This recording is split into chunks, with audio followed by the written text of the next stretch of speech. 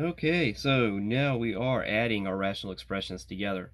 So we have to remember that when we add fractions, we do have to have a common denominator. The denominators in both the fractions, or however many you're adding together, they have to look exactly the same. Okay, now the easiest way to figure out what your common denominator is going to be is by first factoring the denominators in each one of your rationals. So this first one, we have 2x over x squared minus 4. So x squared minus 4 can be factored. That's the difference of two squares.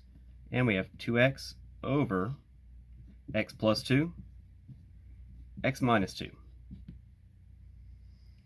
Okay, we go to the right-hand fraction, and 3 over x squared plus 2x. So those two terms in the denominator, they have a common factor of x.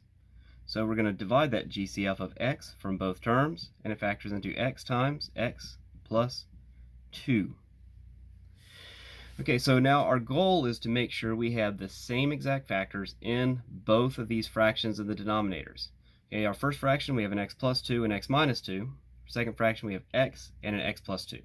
So we just identify the parts that are missing from those fractions, make them the same. So our first one, we have x plus 2, x minus 2, we're missing that factor of x.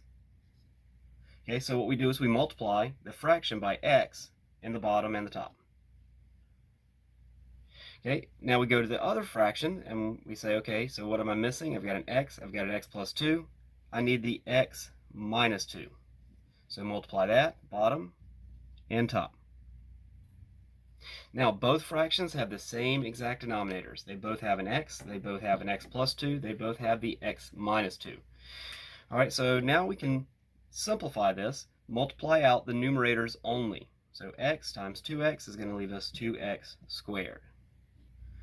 Over on the right-hand side, we have 3 times x minus 2. Let's go ahead and distribute that to 3x minus 6. And I'm going to write that as a single fraction over that common denominator of x, x plus 2, x minus 2. I don't want to multiply those out.